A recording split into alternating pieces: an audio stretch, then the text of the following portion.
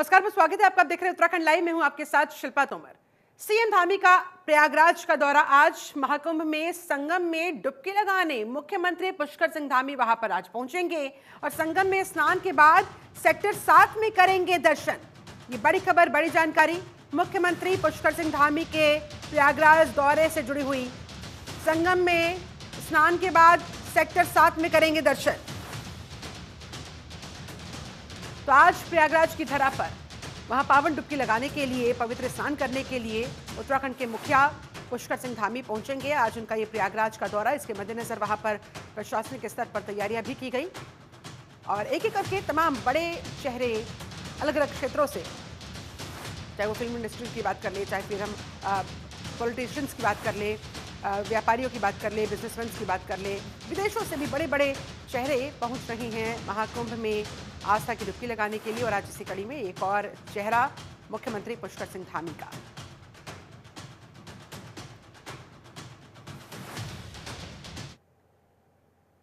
दिल्ली में हुए विधानसभा चुनावों में भाजपा को प्रचंड जीत मिली है, जिसका जश्न देहरादून बीजेपी कार्यालय में भी मनाया गया।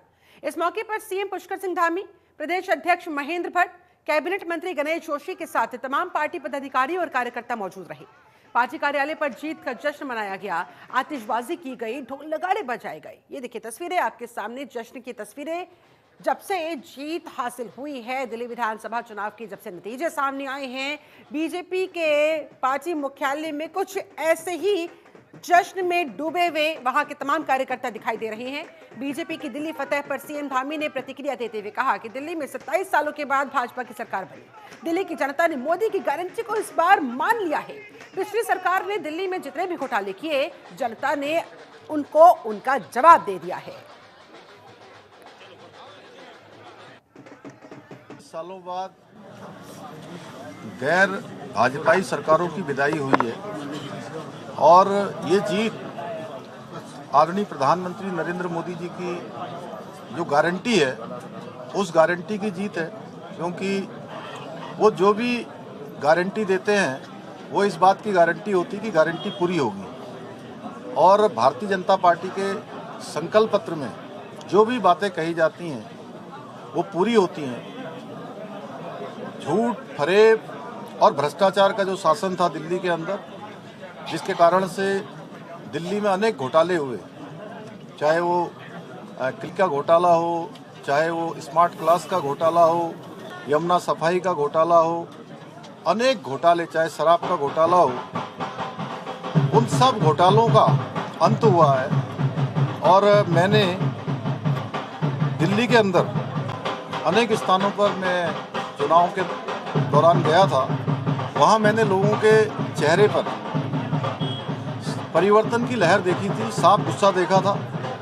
दिल्ली में जिस प्रकार से इन्होंने झूठी घोषणाएं करी, दिल्ली की जनता के साथ छल किया, लगातार 10 सालों तक आपदा की सरकार ने, आपदा पार्टी ने लोगों को छलने का काम किया।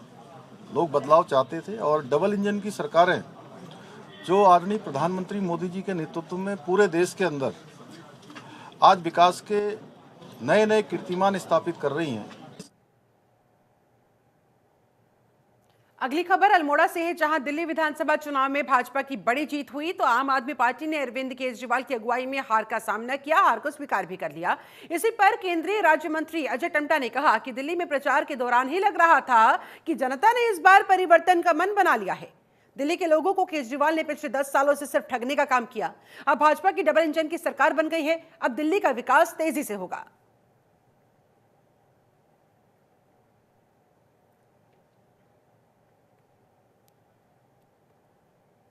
कि इस बार वो ठगने वाले नहीं है, केजरीवाल के जो झूठे वादे हैं उसमें फंसने वाले नहीं है।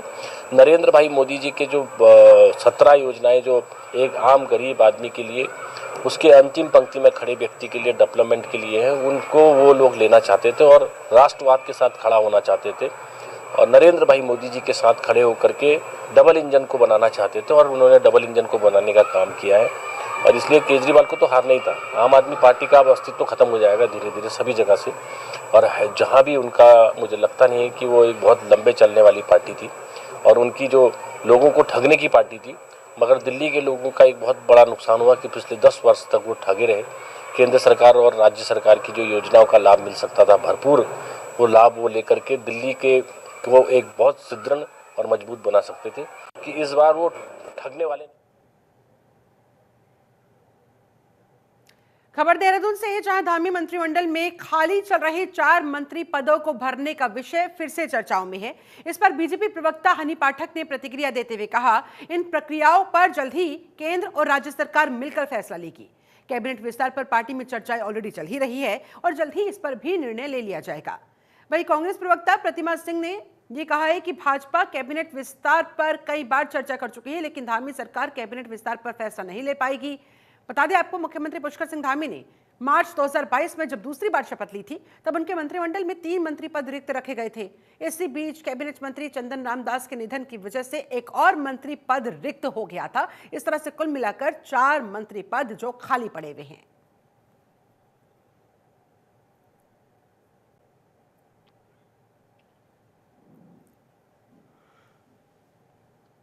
देखिए, ये सारी प्रक्रिया हमारी केंद्र की सरकार और राज्य की सरकार मिलकर एक साथ निर्णय लेगी और क्या मंत्री को हटाया जाएगा, क्या किसको नया पद दिया जाएगा, इस पर लगातार विचार किया जा रहा है और विचार करने के बाद जल्द ही इसकी घोषणा करी जाएगी। हमारे यशस्वी प्रदेश अध्यक्ष जी ने इस बारे में खूब भी बात करी है कि जो कैबिनेट का विस्तार होना है, उस प्रक्रिया पे लगातार काम चल रहा है और इस पर जल्दी ही निर्णय लिया जाएगा और कैबिनेट का विस्तार जल्द ही किया जाएगा। देखिए, कैबिनेट विस्तार की बात आज से नहीं हो रही है। मुझे लगता है धामी जी इस बारे में चर्चाएं जो है बहुत गर्म पिछले बार भी थी, लेकिन 2 पद जो है खाली हैं कैबिनेट में, उसके बावजूद धामी जी के पास इतनी भी पावर नहीं है, नज़र आ रही है कि वो अपने जो है कैबिनेट का विस्तार भी कर सके और जो पद खाली हैं उन पे अपने पसंद के लोगों को ले सके और जिनके पास अधिक भार है उनका जो भार है वो कम करने का कार्य कर सके। दूसरी बात, कई ऐसे मंत्री भी हैं जिनकी ऐसी शिकायतें भी हैं लोगों की तरफ से, जनता की तरफ से, कि जनता उनके कार्यों से खुश नहीं है और अभी उसका परिणाम आपने निगम और निकाय चुनावों में भी देखा कि कई क्षेत्रों में जहां मंत्री खुद थे वहां पर भारतीय जनता पार्टी के लिए परिणाम अच्छे नहीं थे। उसके बावजूद भी अगर आप उनके खिलाफ कुछ नहीं कर पा रहे हैं और अपने पसंद के लोगों को नहीं ला पा रहे हैं, तो बिल्कुल मुझे लगता है कि धामी जी के पास सत्ता नहीं है, सत्ता दिल्ली से चल रही है और दिल्ली वाले ही वहां बैठ के तय कर रहे हैं कि किसको आपको मंत्री बनाना है और किसको नहीं बनाना है, किसको रखना है और किसको नहीं रखना। खबर मसूरी से, जहां दिल्ली विधानसभा चुनाव में बीजेपी को मिली प्रचंड जीत पर कार्यकर्ताओं ने जमकर जश्न मनाया। बीजेपी कार्यकर्ताओं ने मसूरी के शहीद भगत सिंह चौक पर मिठाई बांटी, जमकर आतिशबाजी की। इस मौके पर नगर पालिका अध्यक्ष मीरा सकलानी के साथ दर्जनों भाजपा कार्यकर्ता वहां मौजूद रहे। बीजेपी कार्यकर्ताओं ने कहा कि अभी तो ये केवल दिल्ली की विजय है, वो पंजाब में भी एक दिन जरूर जीतेंगे।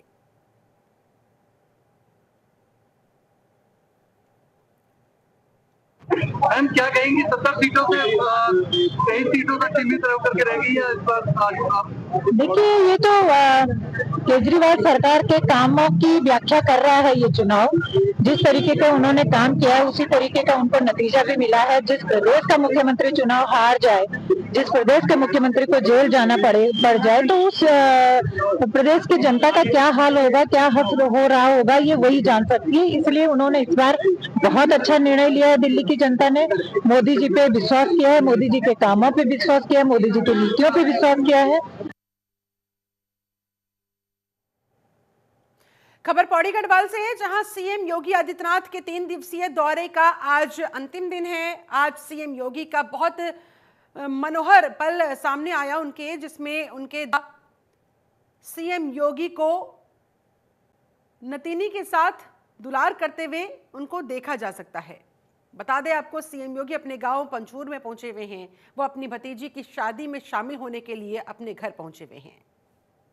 तो नातिन के साथ देखिए कैसे मुख्यमंत्री योगी आदित्यनाथ इन पलों को एंजॉय करते नजर आए, परिवार के साथ कुछ पल बिताते नजर आए। सीएम योगी आदित्यनाथ के दौरे का आज आखिरी दिन है। दुलार करते हुए मुख्यमंत्री योगी आदित्यनाथ का ये अलग ही अंदाज देखने को मिला।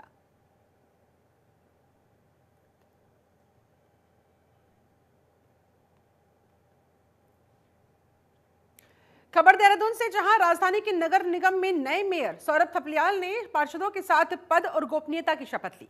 शपथ ग्रहण कार्यक्रम में बतौर मुख्य अतिथि मुख्यमंत्री पुष्कर सिंह धामी ने शिरकत की। इस दौरान नए मेयर सौरभ थपलियाल ने जनतंत्र टीवी से खास बातचीत भी की। देखिए जरा।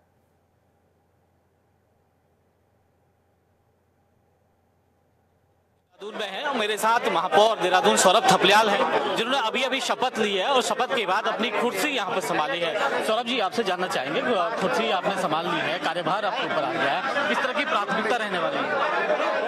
देखिए, देहरादून शहर जो है, इसके जितनी भी प्रकार की समस्याएं हैं वो जन भागीदारी के सहयोग से, जन भागीदारी सुनिश्चित करनी है, उनके सहयोग से, और उन सारी चीज़ों को दूर करना है, जिन समस्या चुनौतियां उनको पार पाना है। और एक बड़ा जैसे स्वच्छता को लेकर बात है, चाहे हरा भरा दून करने को लेकर बात है, चाहे पैदल पाथ बनाने को लेकर है, उसमें सरकार का भी सहयोग मिलेगा। कुछ उसमें क्या है, कुछ बाईपास रोड बनने, वो तो सरकार, उसके लिए सरकार का सहयोग रहेगा। आपने हासिल की है तो किस तरह से आप पूरे लोगों को साथ लेकर चलें?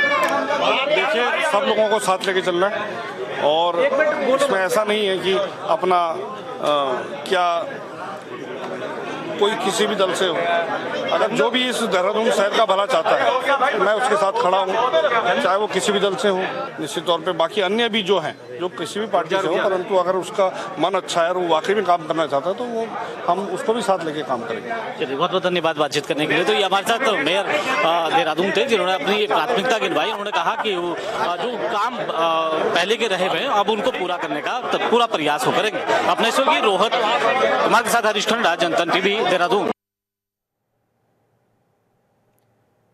और देवभूमि उत्तराखंड शिक्षा परिषद की बोर्ड परीक्षाएं 21 फरवरी से शुरू होंगी। छात्रों को तनाव मुक्त होकर परीक्षा देने के लिए शिक्षा विभाग की ओर से तनाव प्रबंधन पर एक वर्कशॉप का आयोजन किया गया। इस कार्यशाला में शिक्षा महानिदेशक झरना कमठान ने छात्रों को परीक्षा में कैसे स्ट्रेस फ्री रहा जा सकता है, इसके ऊपर चर्चा की। तमाम वहां मौजूद छात्रों को इस बारे में गुर सिखाए। देखिए, हमारे यहाँ जैसे कि बोर्ड एग्ज़ाम्स की डेट निर्धारित हो गई है और जो हमारे गवर्नमेंट स्कूल हैं वहाँ पे 21 फरवरी से लेकर 11 मार्च तक जो है बोर्ड एग्ज़ाम्स जो हैं चलेंगे। तो इसको लेकर के हमने जो हमारे बोर्ड स्टूडेंट्स हैं बोर्ड क्लासेस के, उनके साथ में एक वर्कशॉप प्रारंभ करी है स्ट्रेस मैनेजमेंट पे। तो कल उसका इनॉग्रेशन हुआ था, तो उसमें लगभग 200 से अधिक विद्यालय जो हैं वर्चुअली कनेक्ट हुए थे और हमने जो छात्रों से चर्चा भी करी है, उनको काफ़ी टिप्स भी दिए हैं। कुछ इसमें हमारे साथ कर रहे हैं, उनके विशेषज्ञ भी आए थे और हमने 1 to 1 जो है स्कूल्स के साथ बात भी करी है। कई बच्चों के प्रश्न थे, उनके समाधान भी किए हैं। और यही नहीं, इसके अलावा जो परीक्षा पे चर्चा कार्यक्रम है जिसमें कि माननीय प्रधानमंत्री जी भी कनेक्ट होते हैं बच्चों से, उसकी तिथि भी आ गई है। वो 10 फरवरी को जो है 11 बजे से होगा। तो उसमें भी हमने निर्देश जारी कर दिए हैं पूरे स्टेट के सभी स्कूल्स के लिए कि वो उसमें कक्षा 6 से लेकर 12वीं तक पढ़ने वाले बच्चे उसमें कनेक्ट होंगे और सभी स्कूल्स जो है वर्चुअली उस प्रोग्राम में कनेक्ट होंगे। इस बारे में निर्देश दे दिए गए हैं। साथ में CBSE के स्कूल्स को, ICSE के स्कूल्स को भी निर्देश जारी कर दिए हैं। उत्तराखंड बीजेपी प्रदेश अध्यक्ष मार्च तक बदले जाने की चर्चाएं चल रही है। ऐसे में कांग्रेस प्रवक्ता गरिमा दसौनी ने महेंद्र भट्ट पर हमला करते हुए कहा, इस प्रदेश को महेंद्र भट्ट जैसे नफरती व्यक्ति से मुक्ति मिलनी चाहिए। महेंद्र भट्ट इस प्रदेश के लिए हानिकारक है। चाहे महेंद्र भट्ट जब विधायक थे या अब जब वो प्रदेश अध्यक्ष बीजेपी के, तो उनका वक्तव्य प्रदेश के लिए हमेशा ही हानिकारक रहा है। बता दें, उत्तराखंड में भारतीय जनता पार्टी को मार्च में पहले सप्ताह में नया प्रदेश अध्यक्ष मिल सकता है। निकाय चुनावों की वजह से स्थगित हुई संगठनात्मक चुनावी प्रक्रिया को एक बार फिर से इस तरह से गति मिल सकती है। ये अंदरूनी मैटर है कि उनके वहाँ प्रदेश अध्यक्ष कौन आएगा कौन नहीं आएगा, लेकिन हाँ, इस प्रदेश को महेंद्र भट्ट जैसे नफरती व्यक्ति से ज़रूर निजात चाहिए, क्योंकि महेंद्र भट्ट इस प्रदेश के लिए हानिकारक हैं। जितने वक्तव्य उनके बद्रीनाथ के विधायक के तौर पर आए 2017 से 22 के बीच में, वो भी इस प्रदेश के सौहार्द और समरसता के लिए हानिकारक थे, बहुत डेंजरस थे। और एक प्रदेश अध्यक्ष बनने के बाद तो जिस तरह से सांप्रदायिक माहौल उत्पन्न करने की कोशिश की गई, पुरोला में, उत्तरकाशी में, विकास नगर में, जगह जगह छोटी छोटी पॉकेट्स में जो है सांप्रदायिक माहौल बनाने की कोशिश करी गई, तुष्टीकरण का माहौल बनाने की कोशिश की गई। खबर गैरसैंण से है, जहां नगर पंचायत गैरसैंण के नवनिर्वाचित अध्यक्ष मोहन भंडारी ने शपथ ग्रहण करते ही बड़ा फैसला लिया। उन्होंने कहा वो तब तक अध्यक्ष की कुर्सी पर नहीं बैठेंगे जब तक गैरसैंण में स्थायी उप जिलाधिकारी की नियुक्ति नहीं हो जाती। उन्होंने कहा, चुनाव के दौरान उन्होंने जनता से इसका वादा किया था। मोहन भंडारी ने 6 फरवरी को जब शपथ ली, तब से ही वो स्टूल पर बैठकर सभी काम कर रहे हैं। बता दें आपको, गैरसैंण में लंबे समय से स्थायी एसडीएम और तहसीलदार नहीं हैं। कर्णप्रयाग एसडीएम को ही अतिरिक्त रूप से गैरसैंण की भी जिम्मेदारी दी हुई है।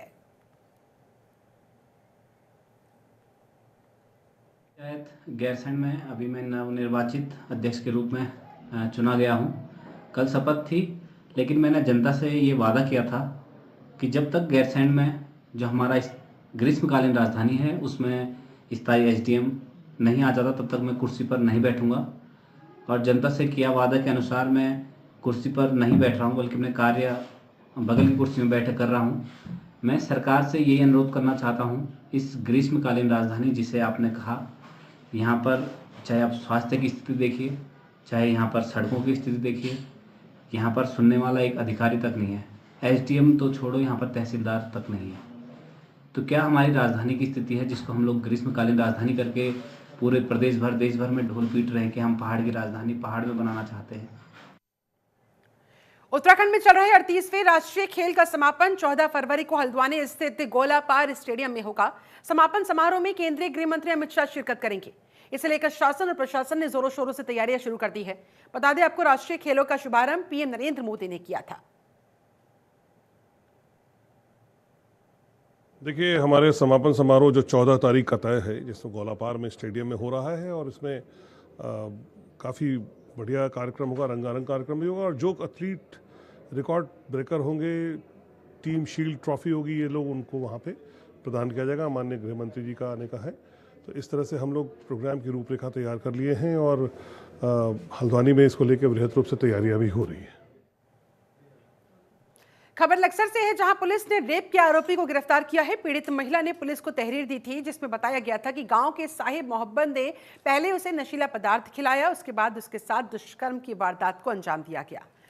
वहीं आरोपी पर पीड़ित महिला ने अश्लील वीडियो बनाने का भी आरोप लगाया है।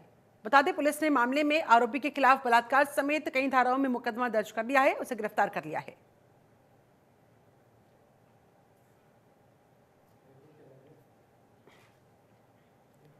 खबर हरिद्वार से, जहां पूर्व विधायक कुंवर प्रणव सिंह चैंपियन के खिलाफ दर्ज हत्या के प्रयास के मुकदमे में सीजेएम कोर्ट से रिमांड मंजूर नहीं हुई, जिसके बाद राजपत्रित अधिकारी से मामले की जांच करवाई जाएगी। सीजेएम कोर्ट की तरफ से आदेश जारी करने के बाद एसएसपी ने जांच ट्रांसफर करने की तैयारी कर ली है। बता दें, कोर्ट ने पूर्व विधायक चैंपियन की न्यायिक हिरासत 20 फरवरी तक बढ़ा दी है।